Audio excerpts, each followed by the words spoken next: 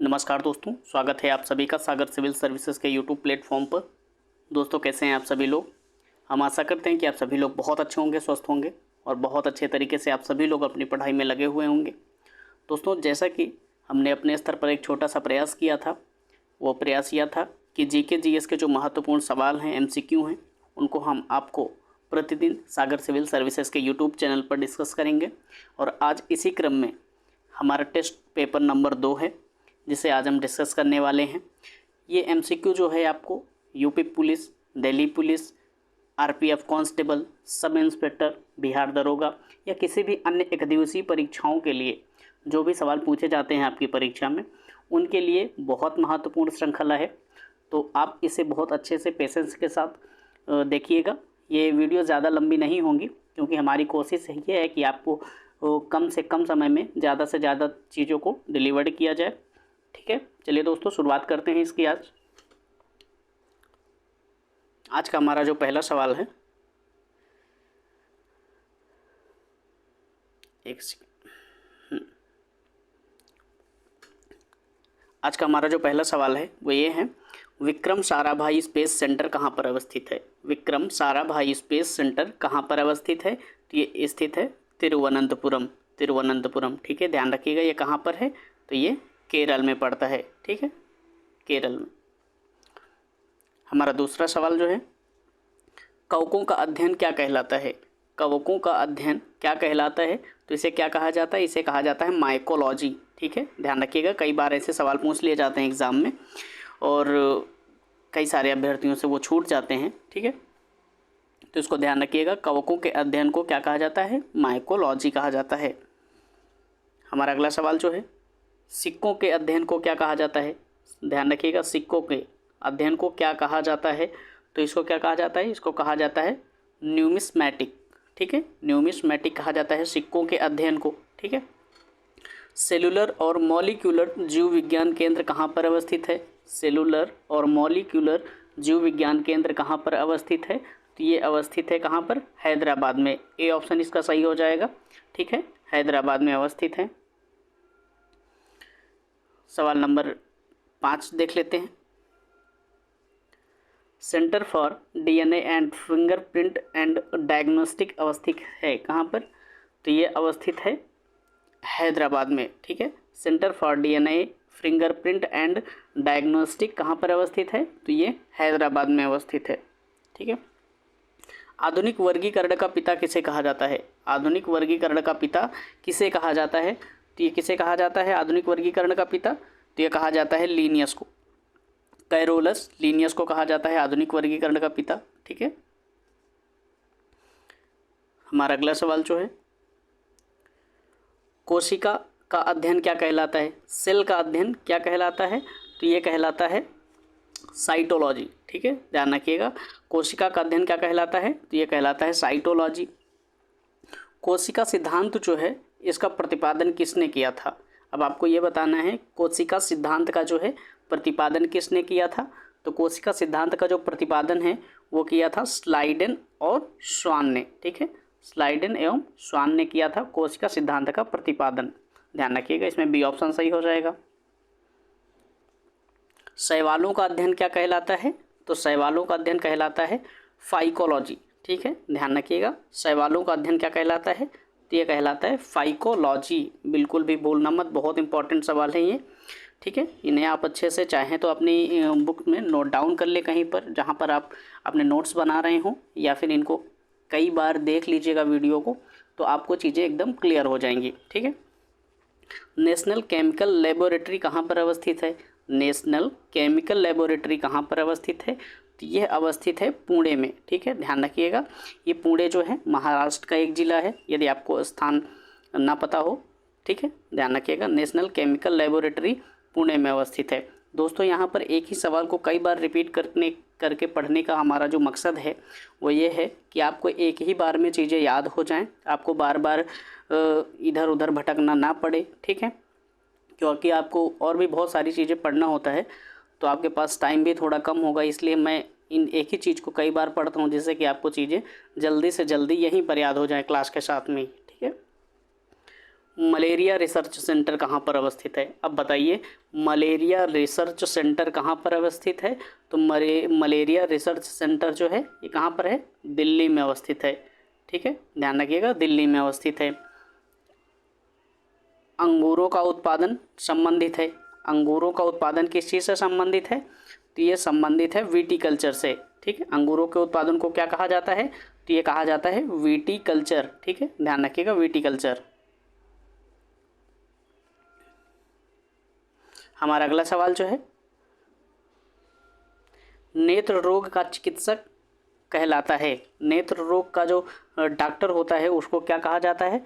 तो उसको कहा जाता है ऑप्थाल्मोलॉजिस्ट। ध्यान रखिएगा, नेत्र रोग का जो चिकित्सक होता है उसे कहा जाता है ऑप्थाल्मोलॉजिस्ट। ऑप्थाल्मोलॉजिस्ट। ठीक है।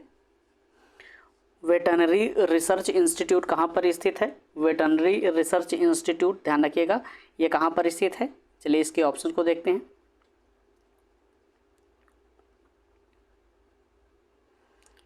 ये अवस्थित है कहाँ पर? ये इज्जत नगर में। ठीक है, ध्यान रखिएगा, वेटरनरी रिसर्च इंस्टीट्यूट जो है इज्जत नगर में अवस्थित है। इसमें सी ऑप्शन सही हो जाएगा। किस विज्ञान में पक्षियों से संबंधित अध्ययन किया जाता है? किस विज्ञान के अंतर्गत पक्षियों से संबंधित अध्ययन किया जाता है? तो किस विज्ञान के अंतर्गत किया जाता है? तो ये किया जाता है ऑर्निथोलॉजी। ठीक है, ध्यान रखिएगा, ऑर्निथोलॉजी के अंतर्गत पक्षी विज्ञान का अध्ययन किया जाता है।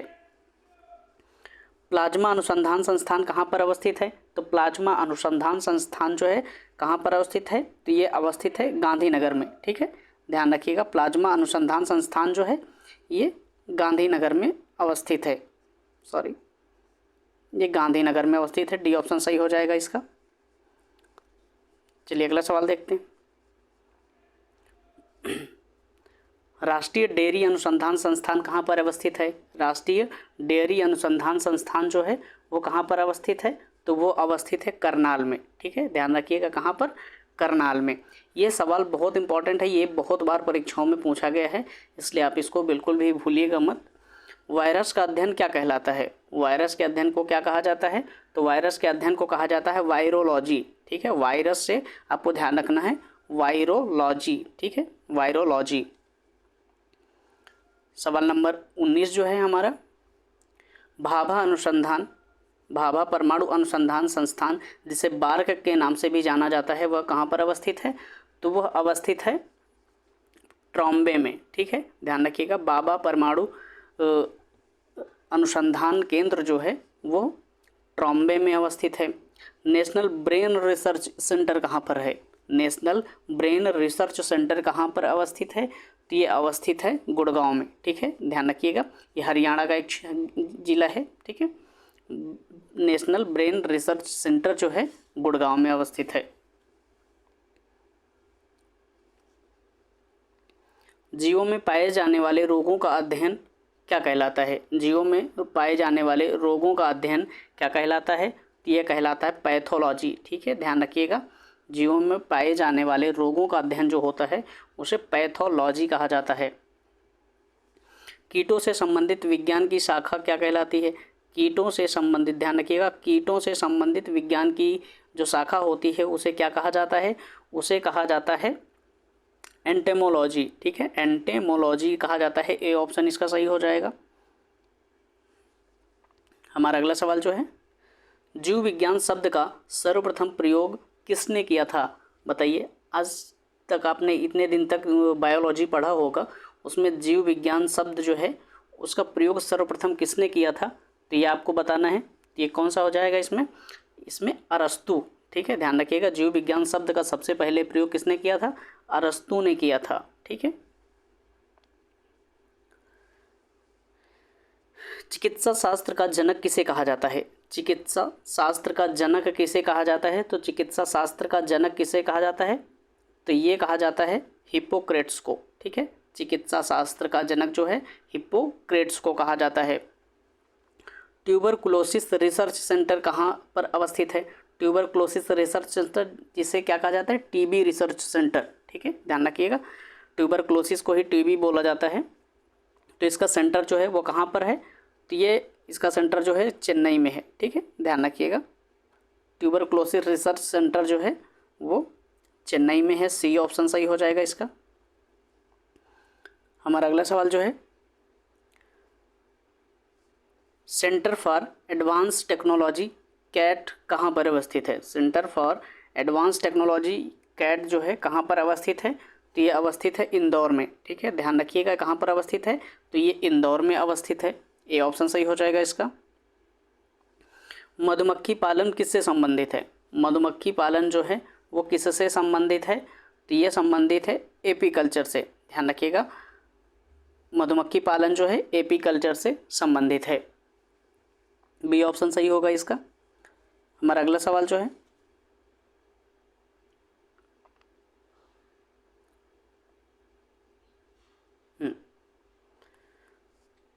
भूकंपों का अध्ययन क्या कहलाता है? भूकंपों का अध्ययन जो है वो क्या कहलाता है? वो कहलाता है सिस्मोलॉजी। ठीक है, ध्यान रखिएगा, भूकंपों का अध्ययन जो है वो सिस्मोलॉजी के अंतर्गत किया जाता है। जहाँ पर लास्ट में ये लॉजी शब्द लग जाता है, उससे संबंधित जो होता है, उसका मतलब जो होता है वो किसी भी विषय वस्तु के अध्ययन से संबंधित होता है। लेकिन आपको ध्यान रखना है, आपने सिस्मोग्राफ का भी शब्द का भी इस्तेमाल आपने भूकंप के संबंध में किया होगा, सोचा होगा, देखा होगा। तो ये एक प्रकार का यंत्र है जिसके माध्यम से भूकंप का अध्ययन किया जाता है। ठीक है, भूकंप को मापा जाता है कि कितनी तीव्रता का भूकंप आया है, ये सिस्मोग्राफ के माध्यम से मापा जाता है। लेकिन भूकंपों का अध्ययन जो किया जाता है वो सिस्मोलॉजी के अंतर्गत किया जाता है, इसलिए इसमें बी ऑप्शन सही हो जाएगा। आधुनिक वनस्पति विज्ञान का जनक किसे कहा जाता है? आधुनिक वनस्पति विज्ञान का जनक किसे कहा जाता है? तो ये किसे कहा जाता है? लिनियस को कहा जाता है। कैरोलस लिनियस को कहा जाता है आधुनिक वनस्पति विज्ञान का जनक। ठीक है, हमारा अगला सवाल जो है, जंतु विज्ञान का जनक किसे कहा जाता है? जंतु विज्ञान का जनक किसे कहा जाता है? तो जंतु विज्ञान का जनक कहा जाता है अरस्तु को कहा जाता है। ठीक है, इन्होंने ही जीव विज्ञान शब्द का सबसे पहले इस्तेमाल किया था, अभी हमने आपको थोड़ी देर पहले बताया था। तो जंतु विज्ञान का जनक भी अरस्तु को ही कहा जाता है, ध्यान रखिएगा।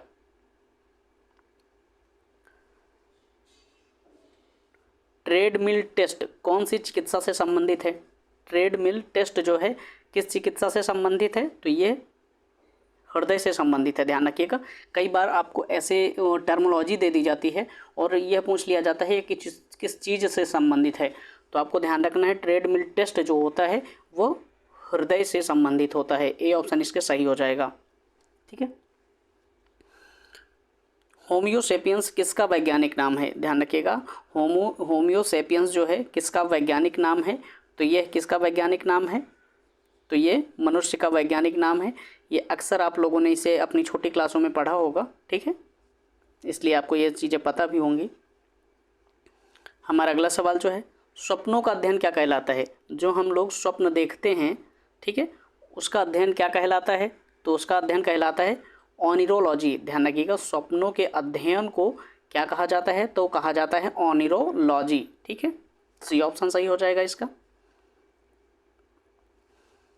हमारा अगला सवाल जो है, केंद्रीय वनस्पति अनुसंधान संस्थान कहाँ पर अवस्थित है? केंद्रीय वनस्पति अनुसंधान संस्थान जो है वो कहाँ पर अवस्थित है?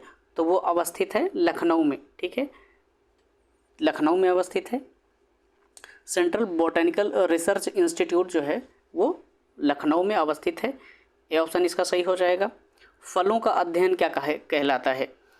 आप लोग जो फलों का यूज़ करते हैं, अगर उसका अध्ययन किया जाए, वैज्ञानिक अध्ययन किया जाए, तो उसके अध्ययन को क्या कहा जाएगा? तो फलों के अध्ययन को कहा जाता है पोमोलॉजी। ठीक है, ध्यान रखिएगा, पोमोलॉजी।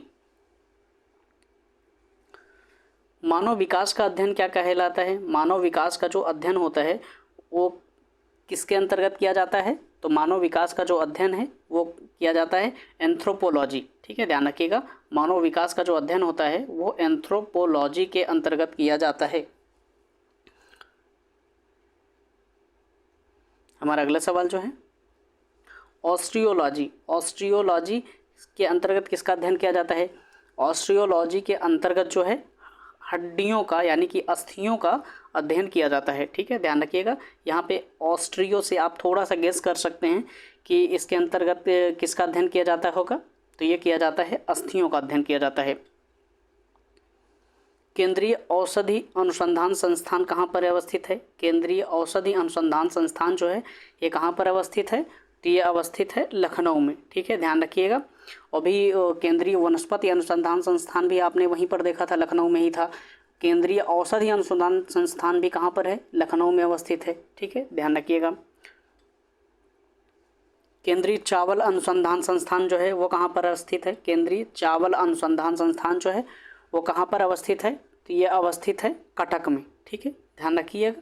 केंद्रीय चावल अनुसंधान संस्थान जो है वो कटक में अवस्थित है। कीटों का अध्ययन क्या कहलाता है? कीटों का अध्ययन अभी हमने आपको पहले भी बताया था। कीटों का अध्ययन क्या कहलाता है? तो एंटोमोलॉजी कहा जाता है। ठीक है दोस्तों, यहाँ पर आज का ये हमारे जो सारे सवाल हैं वो कंप्लीट हो जाते हैं। और हम आज इसमें बहुत ज़्यादा अनुसंधान जो संस्थान है उनकी अवस्थित को लेकर सवाल थे, और किस शाखा के अंतर्गत विज्ञान की कौन सा अध्ययन किया जाता है, ये ऐसे सवाल थे ज़्यादातर। क्योंकि आपकी परीक्षा में ऐसे सवाल अक्सर पूछे जाते हैं कि कौन सा अनुसंधान संस्थान कहाँ पर है, किस विज्ञान की शाखा के अंतर्गत कौन सा अध्ययन किया जाता है। तो इन सारी चीज़ों को लेकर हमने यहाँ पर चीज़ों को कवर कर लिया है। उम्मीद करता हूँ कि हमारा यह सेशन आपको अच्छा लगा होगा। यदि आपको यह हमारा प्रयास पसंद आए तो आप प्लीज़ वीडियो को लाइक कर लेना, चैनल को सब्सक्राइब कर लेना, और जो ज़रूरतमंद लोग हैं अपने गांव घर में, बहन भाई या कोई दोस्त जिन्हें ज़रूरत है, तो आप उन्हें शेयर भी कर सकते हैं। ठीक है दोस्तों, फिर मिलते हैं नेक्स्ट वीडियो में। तब तक के लिए अपना ख्याल रखिएगा, स्वस्थ रहिए और पढ़ाई करते रहिए। धन्यवाद।